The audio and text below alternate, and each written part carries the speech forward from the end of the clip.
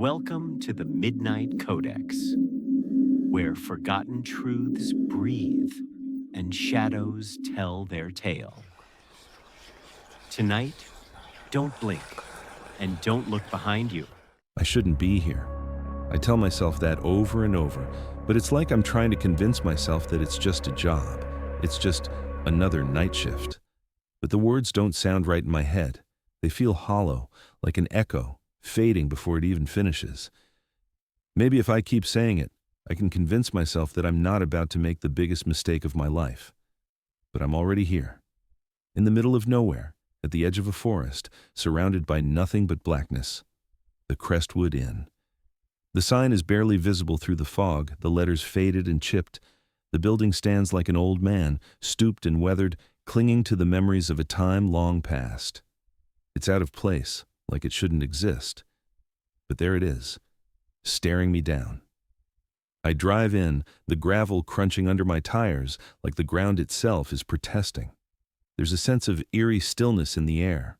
Nothing moves here, no wind, no rustling leaves, just an oppressive silence that wraps around me. I step out of the car, the chill biting at my skin immediately. My breath comes out in a soft mist, but it's not cold enough for this. I shouldn't be shivering already. I glance around, half expecting to see someone standing in the shadows, watching me. But there's nothing. Only the hotel and the trees. Endless trees. I pull my bag over my shoulder and walk toward the entrance, the heavy door creaking as I push it open. The lobby is dimly lit, filled with the smell of old wood and something else. Something sour. The floorboards groan beneath my steps. It's too quiet. The kind of silence that doesn't just come from being alone, but from being watched. The manager is waiting behind the counter. He's older than I expected, his skin almost translucent in the flickering light. He doesn't smile when he sees me. Instead, his cold eyes glance over me, sizing me up like I'm just another piece of the furniture here. "You must be Alex," he says, his voice low, almost a whisper. His words are deliberate, measured, as though he said this exact greeting too many times. "You're just in time." I nod, not quite sure what to make of him. Yeah, that's me. I try to sound casual, but my voice betrays me. There's something wrong with this place. I can feel it deep in my bones. The manager slides a piece of paper toward me. It's a list, folded neatly, its edges worn with time. I glance at it. Rule 1. Never go into room 4 after midnight. Rule 2. Lock all windows before 9 p.m. Rule 3. Don't engage with the guests staying in room 7. Rule 4. If you hear knocking after hours, don't answer the door. Rule 5. The lights in the lobby must be kept on at all times. I lift an eyebrow, laughing lightly. This is a bit much, don't you think? The manager doesn't react. He just watches me, his face expressionless, before slowly nodding. It's for your safety. You'll get used to it. Right. I chuckle again, trying to brush it off. The list seems more like something from a haunted house attraction than an actual job. But the pay? Hell, it's better than anything else I've been offered in months. And besides, what's the worst that could happen? The manager doesn't say anything more, just pushes a room key across the counter. Room 12. Take the hallway to the end. Rest. It'll be a long night. I take the key and make my way to the hallway. The air here is thick, heavy, and there's a faint smell of mildew lingering in the corners of the walls. The lights flicker every few steps, casting strange, long shadows that stretch like fingers across the floor. It's as though the building itself is alive, watching me, waiting. I pass room 4, the door cracked slightly open. A faint light pulses from within, casting erratic shadows in the dim hallway. I stop for a moment, feeling an odd pull to go inside. I can't explain it. Something inside the room beckons, a soft voice calling out to me, though I hear nothing. I shake it off and keep walking. I shouldn't be here. I shouldn't even be considering it. The hallway stretches endlessly, as if the building itself doesn't want me to leave. I finally reach room 12 and unlock the door. The room is small but tidy. The wallpaper's faded, peeling in spots, and the air's thick with the musty scent of something that's been closed off for years. It's like no one's ever really stayed here. I set my bag down on the bed. The mattress creaks under my weight, and I hear the faintest rustle in the corner, like someone's footsteps. I glance around, but the room is empty. Just the bed. The window, which looks out into the thick woods surrounding the hotel. I pull the curtains shut, but they don't quite cover the whole window. A sliver of moonlight shines through, casting a pale glow across the room. I lock the door behind me, just in case, though I know it won't help. Not really. The building is too old, too unstable. If something wants to get in, it will. The rules, the list of rules they gave me, keeps running through my mind. Suddenly, the floor creaks again. I freeze. Was it just the building settling, or something else? I glance toward the door. The creak fades, but a strange feeling settles over me, like I'm being watched. I feel it more acutely now, as if there's something standing just outside the door, just beyond my sight. I shake my head, trying to ignore it. Get a grip, Alex, I whisper to myself. It's just an old hotel. But the feeling won't leave. I lie back on the bed, staring at the ceiling, and for a moment, I swear I hear something. A soft knock. It's faint, but distinct. My heart skips a beat. I hold my breath. The knocking continues, growing louder, more urgent. But I know what the rule says. Don't answer the door. I close my eyes, willing myself to sleep, but the sound of knocking lingers, echoing through the silence of the hotel. My last thought before I drift off is the same one I've been trying to shake all night. I shouldn't be here. The list sat heavy in my hands. I couldn't stop staring at it. I had made the decision to take the job, but something about those 5 rules was starting to gnaw at me, a slow burn of unease I couldn't shake. The manager's eyes had never left mine when he handed me the paper, his words measured, as though each one carried weight beyond their meaning. Rule 1. Never enter room 6 after midnight. Rule 2. If you hear knocking at the door, do not open it. Rule 3. Always lock all the windows before 9 p.m. Rule 4. Don't interact with the guests who stay in room 10. They don't exist. Rule 5. If you see someone standing in the hallway after 2 a.m., stay in your room and don't make a sound. I read them again and again. They were absurd, almost comical in their simplicity, and yet there was something in the way the manager had spoken that made them feel real. He wasn't joking. His calm demeanor, his lack of explanation, they were deliberate, like he was passing on warnings meant for someone who might not be ready to hear them. I let out a shallow breath and glanced around the room, as if the walls might suddenly reveal the truth behind the rules. Room 6. Why was it so dangerous after midnight? The thought lingered in my mind, twisting. I was about to dismiss it when a small noise, a creak from down the hall, made me freeze. It could have been the building settling, or it could have been something else, something not quite right. I shook it off and went back to the list. The second rule seemed like a no-brainer. Of course, I wouldn't open the door if I heard knocking at night, but the way the manager had phrased it felt more urgent. Do not open it. He hadn't said don't answer it. He'd said do not open it. The emphasis was sharp, like there was something waiting for me on the other side. That idea unsettled me more than I cared to admit. I moved on to the next one. Always lock all the windows before 9 p.m. Simple enough, right? It wasn't even dark yet, but the manager's insistence on locking up early had already started to sink under my skin. Why not wait until it got dark? What was so important about locking them before the sun set? I rubbed the back of my neck, trying to shake the chill creeping up my spine. As I leaned back in the chair, I glanced out the window at the encroaching darkness. The trees loomed over the hotel, their branches swaying gently in the wind, but the night felt suffocating, pressing in closer, like it was trying to swallow me whole. Room 10.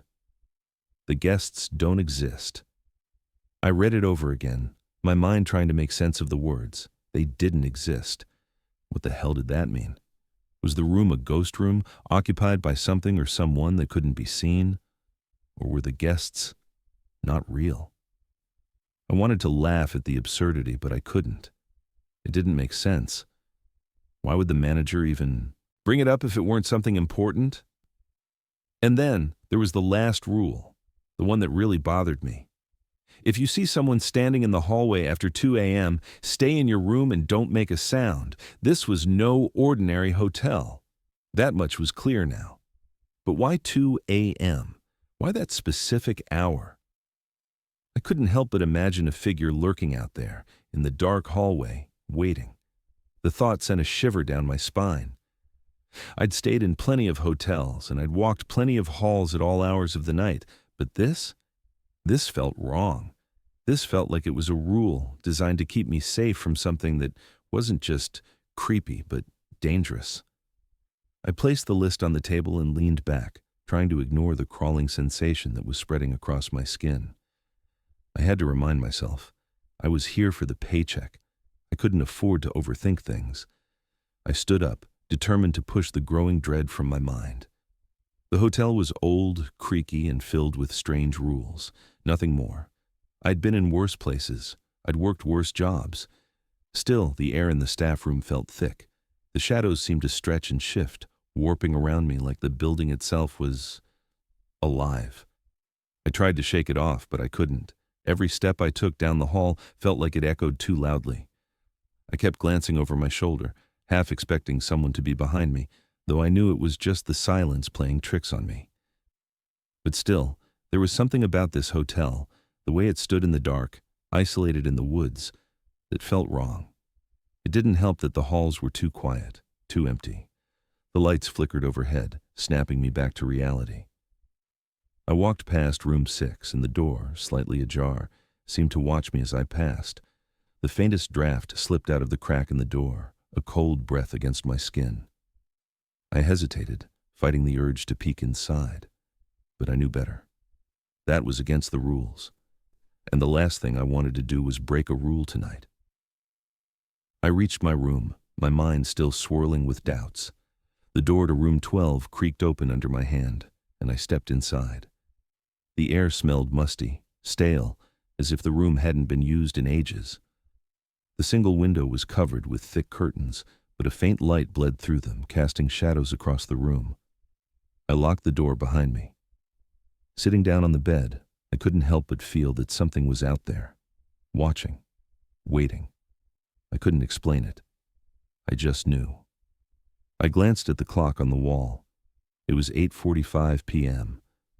I glanced out the window again. The trees were silent, but something felt off. A shadow flickered in the corner of my eye, but when I turned to look, it was gone. I froze, staring at the corner of the room. My heart thudded painfully in my chest.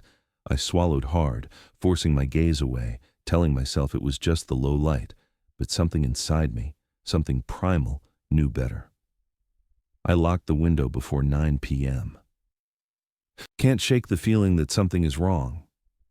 At first, it was easy to tell myself that it was just the isolation, the vast emptiness of the hotel at night. But now, as I sit here behind the front desk, watching the clock tick, I can't ignore it anymore. Something is here, watching me.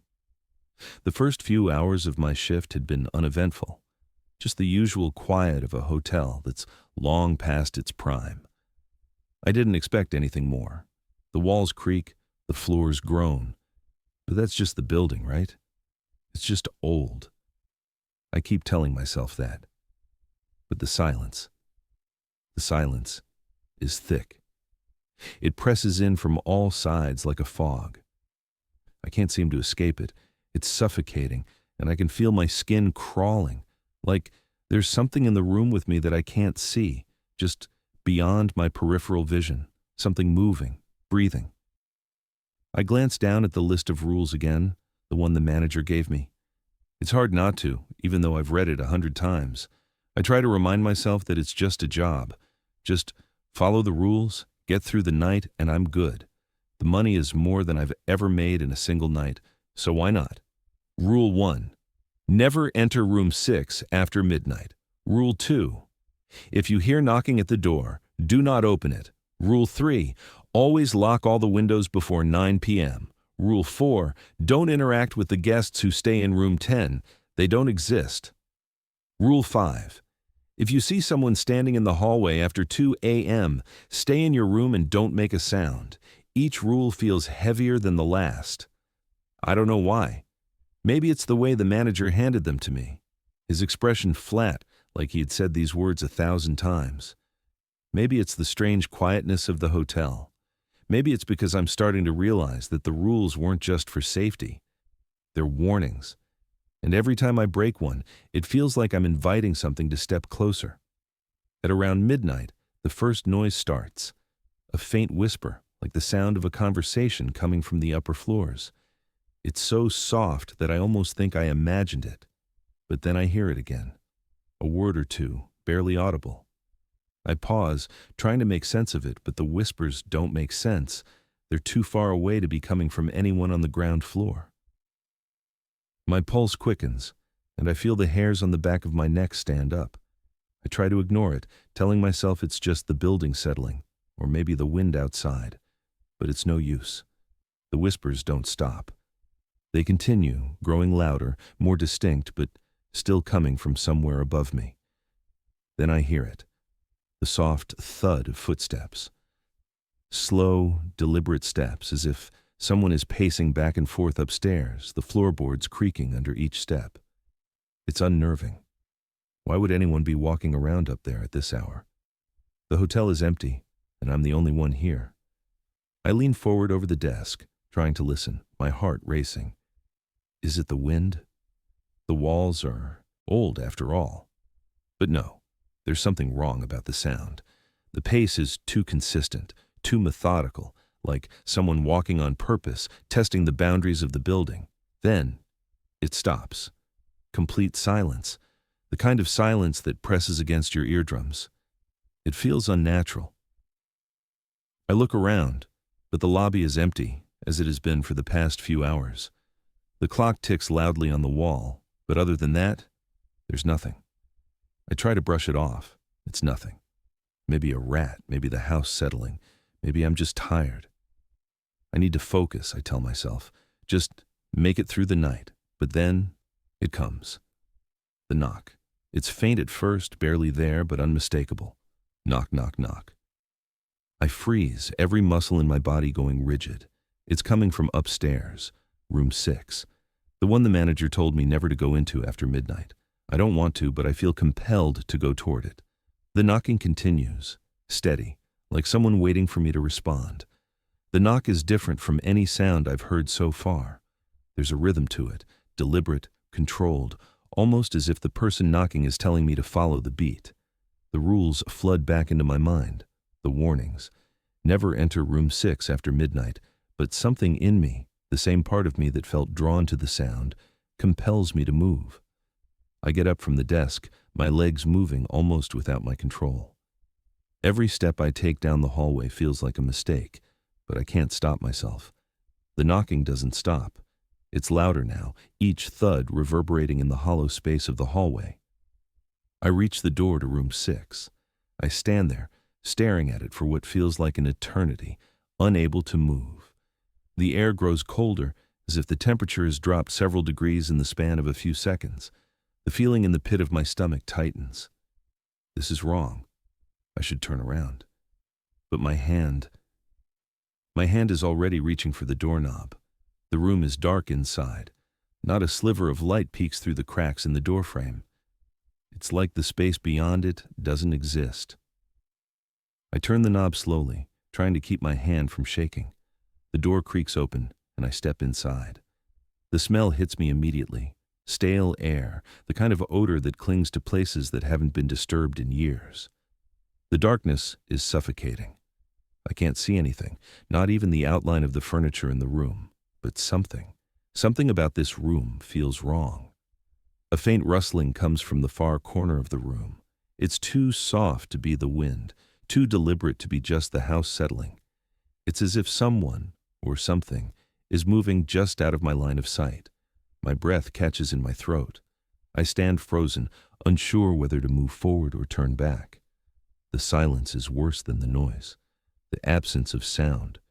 It feels like the room is holding its breath, waiting for me to do something, anything. And then I hear it. A faint whisper, this time, not from above, but from right in front of me, from the corner of the room. I can't make out the words, but I can feel the breath of whoever, or whatever, is speaking. I take a step back, but the door slams shut behind me. I spin around in shock, but the handle is locked. The feeling of cold, oppressive air fills my chest.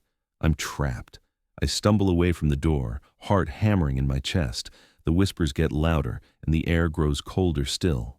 The rustling sound moves closer, as though something is walking toward me in the dark. I don't wait to find out what it is. I slam my shoulder into the door, pushing against the frame, and it bursts open with a loud crack. The hallway is empty, but the moment I step back into the light, I swear I can feel eyes on me. Watching. Waiting. I don't stop running until I reach the lobby, slamming the door behind me. The knocking sound, still faint, continues, as if it's following me, echoing through the hotel. It never stops. I lock the front door, my breath coming in ragged gasps. I can't breathe. I can't think. The hotel's quiet again, but the silence is worse than any noise. The cold still lingers in my bones, and I wonder, for the first time, if I made a mistake when I walked into this place. The next morning, the sun barely pierced through the thick curtains of the lobby, casting long, tired shadows across the worn carpet. I was still reeling from last night, my mind a blur of whispers, knocks, and the crushing coldness of room 6. It felt as if the walls themselves were closing in on me, squeezing out any sense of normality I had left. The hotel had become something more than just a place I was working. It was starting to feel like a maze, a trap. The longer I stayed, the more I began to question everything around me. What was real? What was I imagining? I was still sitting at the desk, staring blankly at the clock when the manager appeared, his footsteps soft and deliberate as he approached. "Alex," he said, his voice like dry leaves rustling in the wind. "I need you to deliver towels to room 10. The guests in there requested some fresh linens." It was almost a relief to have something to do, even if it was just a simple task. I nodded, taking the towels he handed me, grateful for the distraction, though something in the back of my mind still nagged at me. I couldn't shake the feeling that something was wrong with this place, and it was slowly eating away at me. As I walked down the hall toward room 10, I tried to focus on the task at hand. The hallway was eerily quiet, save for the occasional creak of the old floorboards beneath my feet. The lights above flickered sporadically, casting fleeting shadows that seemed to dart away as I passed. The silence, once comforting, now felt suffocating, as if the hotel itself was holding its breath, waiting for something to happen. When I reached the door to room 10, I knocked softly, just as I had done 100 times before. I waited, but there was no answer. I knocked again, a little louder this time, but the stillness remained unbroken. I waited, my hand hovering over the door handle. A strange impulse washed over me, one that I couldn't quite explain. Something wasn't right. I hesitated, then gently pushed the door. It creaked open just a fraction, revealing an empty room. The faint smell of lavender drifted out, mixing with the stale air. The room was immaculate, too immaculate. The bed was perfectly made, the furniture arranged with unsettling precision. There were no signs of life, no bags, no personal effects. Just a room, clean to the point of sterility, but it felt wrong. My heart began to race. There was something about the room that made my skin crawl. It was as though it had been prepared for someone who never intended to stay. I stood there for a moment, just staring at the emptiness. I was about to turn and leave when I noticed something. A faint flicker in the far corner of the room. The shadows in the corner shifted. I blinked and stepped forward, my breath caught in my throat. The shadows hadn't moved. They had simply shifted, growing longer, stretching unnaturally along the walls. I couldn't explain it, but I could feel the room pulling at me, urging me closer. My gaze was drawn toward the corner where the shadows seemed to crawl as if they had a life of their own. I stepped inside the room, the hairs on the back of my neck prickling. I should have turned around, but something held me there, a pull that I couldn't resist. I glanced at the bed again. It was perfectly arranged, but the sheets seemed too tight, like they had been pressed down by something or someone who was trying to make the bed appear untouched. I moved closer, almost against my will, my footsteps soundless on the soft carpet. Then I heard it, a soft, rhythmic sound, breathing. I froze, my heart hammering in my chest. It was barely audible, a faint intake of breath, almost like someone was lying just beneath the bed. My pulse quickened. The sound came again, more distinct this time, and I realized it wasn't coming from the bed at all. It was coming from the walls. I backed away slowly, feeling my throat tighten. I couldn't explain it. There was no one in the room, no one in the bed, no one hiding in the corners. Just the room, empty and cold. But the breathing persisted, as if the room itself were alive, breathing in time with me. I turned and tried to leave, but as I reached for the door, I felt a sudden weight on my chest. The air thickened, pressing in around me. The door felt miles away, and with every step, the room seemed to stretch, pulling me deeper into its emptiness. The longer I stood there, the more it felt like the room was growing, stretching beyond its walls. The shadows reached out, expanding in unnatural ways, pulling the walls further apart. I turned back to face the room, but it seemed different. The walls looked higher, the ceiling too far away.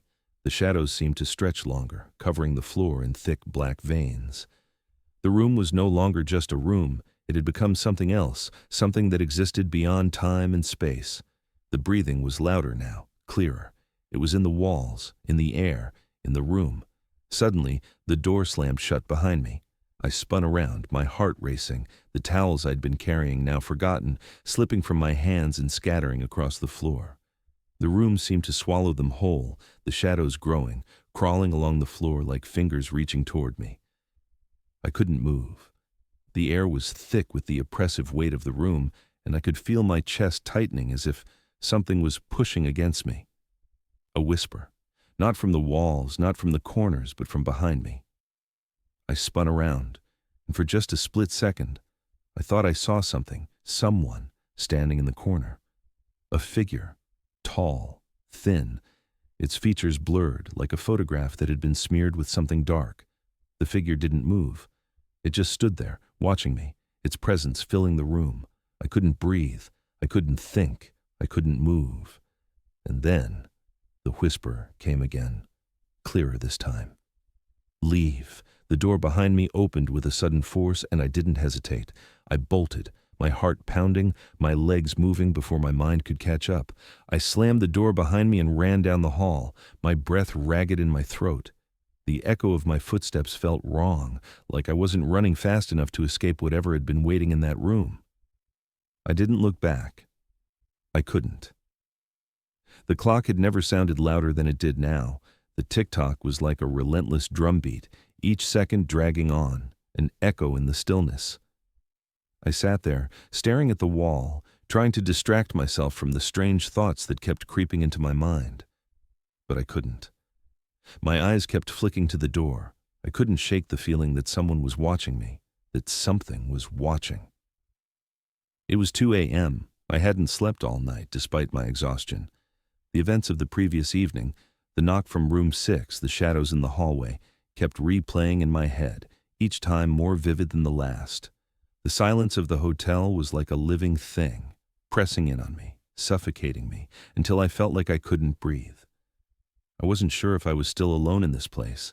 The walls felt like they were closing in, and every creak and groan from the building made me jump.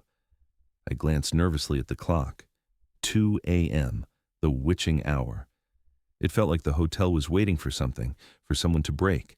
I leaned forward, trying to steady my breathing, but the air in the room seemed too thick, too heavy. My heart began to race for no reason at all. I stood up, my legs shaky beneath me.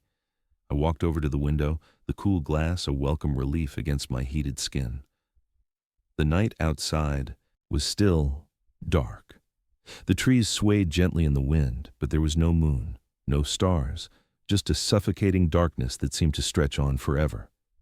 And then I heard it. A sound. A faint dragging step like someone was walking just outside my door. I froze. The sound was slow, deliberate, like someone was taking their time, pacing back and forth, just out of reach. My skin prickled, a cold sweat breaking out on the back of my neck. I pressed my ear to the door, heart pounding in my chest. This is it. The rule. Rule number 5. If you see someone standing in the hallway after 2 a.m., stay in your room and don't make a sound. The footsteps continued, step by step, each one growing closer.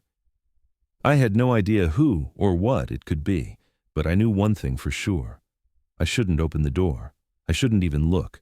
But the temptation was too strong. The idea of just knowing, of seeing what or who it was, gnawed at me like a persistent itch I couldn't scratch. I backed away from the door, my hands shaking. I didn't want to follow the rule. I wanted to see it. I had to see it. But then I remembered something. The figure. The thing I had seen standing at the end of the hall last night. A shadow. A shape I couldn't quite define. It had been so still, so silent, just waiting. And now, I was hearing it again. The sound stopped suddenly. And in the silence, I could feel the weight of the air around me, pressing down, thickening. I waited for something to happen. I didn't dare to move. I felt like I was in a vacuum, trapped in the tension that had built up around me. And then, through the stillness, I saw it. A shadow. Standing at the far end of the hallway, near the staircase that led up to the upper floors. It was tall, taller than any person I had ever seen. It stretched impossibly high, darker than the surrounding shadows. It was standing perfectly still, its shape just barely visible in the dim light. There were no features, no eyes, no face. Just a dark mass at the end of the hallway, watching. I couldn't breathe. My mouth went dry. It didn't move. It just stood there, watching me. I backed away from the door slowly, my heart pounding in my chest. The figure was so still. Too still. The longer I stared at it, the more wrong it felt. It wasn't like any person I had ever seen. It was otherworldly. The fear crept up my spine. I felt trapped, unable to move. I knew I should follow the rule. I knew I should lock the door and stay quiet, but the sight of that shadow, standing so perfectly still, paralyzed me. I slowly, almost instinctively, locked the door behind me, my hands trembling as I turned the key. The figure didn't move. I turned back to the bed, my mind racing. The figure hadn't been there long, at least I didn't think it had. But now I wasn't so sure. Everything about the hotel felt off, wrong.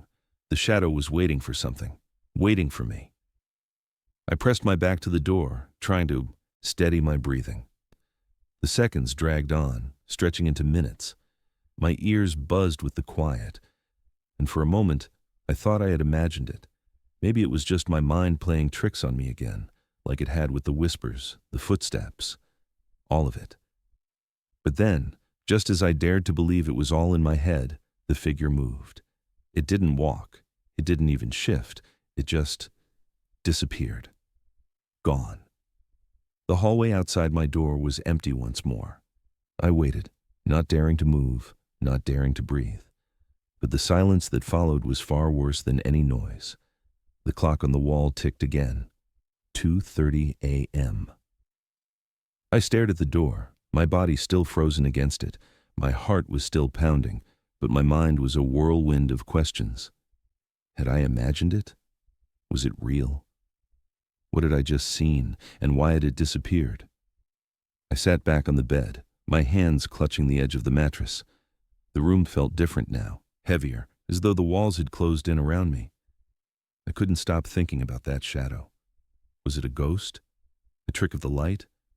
Or had I finally crossed some line I couldn't come back from? The only thing I was sure of now was that I was no longer alone, but I couldn't shake the feeling that the hotel had always been waiting for me, and it wasn't finished with me yet. The morning light barely filtered through the heavy curtains of my room, but it was enough to stir me awake. I blinked groggily, my mind still caught in the fog of the night before. Every corner of my mind seemed to echo with the whispers, the footsteps, the suffocating silence of the hotel. The events of the previous night, the knock from room 6, the shadow in the hallway, lingered like a shadow across my thoughts, pressing down on me. I had barely slept, the cold sweat that clung to my skin a reminder of the oppressive presence that hung over me. The room felt smaller now, like the walls were inching inward, pushing in on me. I stood up slowly, feeling the weight of exhaustion dragging at my body, but I knew I couldn't stay here any longer. I had to leave. The hotel, the rules, the strange events. I couldn't take it anymore. I grabbed my jacket and walked out of the room, my legs unsteady, my mind still reeling. The hallway stretched out before me, empty and silent, the air thick with the same oppressive atmosphere I had been trying to ignore for days. The lobby was just as deserted as it had been since my first night. The clock on the wall ticked, each second passing with a slow, agonizing crawl. I could feel the weight of the silence pressing down on me. It was like the hotel itself was holding its breath, waiting for something to happen. I reached the front door and grabbed the handle, the cold metal sending a shiver through my fingers. I turned it, but the door didn't budge. Panic surged through me. I pulled harder, then harder still, but it was locked. I looked at the keys in my hand, my heart racing. I had the keys. I had the right one, but the door wouldn't open. I tried to calm myself, to reason with the situation, but my thoughts were unraveling. Something was wrong, deeply wrong. I stepped back from the door, my mind spinning. What the hell was happening? Why couldn't I leave? The hotel had always been just a building to me, a place I could walk in and out of. But now it felt like it had taken hold of me, like I was part of it. I could feel its presence in the air around me. It was alive, and it didn't want me to leave. My breath caught in my throat. Then I heard it, a voice, software chilling. You were never meant to leave. I froze. The voice seemed to come from everywhere and nowhere at once, its words curling around me like a thick fog. I turned quickly, my body frozen, my mind screaming, but there was no one there. The lobby was empty, silent. I turned again, instinctively scanning the room, but there, just beyond the farthest corner, near the manager's office, I saw it. The mirror. At first, I didn't recognize it. I had been so focused on the door, on trying to get out, that I hadn't noticed the large, full-length mirror hanging on the wall. Its frame was cracked, the glass marred by age, but there was something about it, something that made the air around it feel wrong. I couldn't explain why, but I felt drawn to it, as if it were calling me, beckoning me closer. I stepped toward it, each movement slow and deliberate, like my feet weren't quite my own. The floor beneath me creaked, and I hesitated for just a moment before reaching the mirror. I looked at my reflection, and for a brief second, I saw my own face, tired, confused, anxious, but still me. But then, something shifted. The reflection in the mirror began to blur, the edges of my face twisting unnaturally. My eyes widened, my heart skipped a beat as the image in the glass distorted. Slowly, painfully, my features warped into something else, something that wasn't mine. A face appeared in the reflection. His face, the manager's face. His bloodshot eyes stared back at me, hollow and filled with an emptiness that made my stomach twist. His face was distorted, his features stretched and twisted like they had been pulled out of shape by some unseen force. The smile that tugged at his lips wasn't a smile at all. It was cold, predatory, and all too knowing. My breath hitched in my throat as I stepped back, my eyes still locked on the mirror. I couldn't look away. It was like his eyes were pulling me in, trapping me in a gaze I couldn't escape. And then I understood. I had never been alone in this place. The manager hadn't just been watching me, he had been inside my head. He had been watching me all along. The reflection in the mirror didn't just belong to him, it belonged to the hotel, and I was part of it now. A low, guttural laugh echoed in the air, coming from nowhere and everywhere at once. The sound was muffled, like it was coming from deep within the walls of the hotel. I could feel it vibrating through my chest, my bones, like the hotel itself was laughing at me, mocking me. The floor beneath me seemed to shift, and I stumbled backward, but the door was still locked. I turned, but the mirror held me in place. I couldn't tear my eyes away from the reflection, from that twisted face staring back at me. I turned again, frantic now, searching for any escape, but the walls seemed to stretch and bend. The space around me was warping, changing, as if the hotel itself was alive and hunting. I tried to run, but my feet felt like they were stuck to the floor. My legs were heavy as if they had been filled with lead. The walls felt like they were closing in, the air growing thicker, heavier, pressing against me, squeezing the breath from my lungs. And then, I heard it again. The voice. You were never meant to leave. I reached for the door once more, but this time, it didn't just stay locked.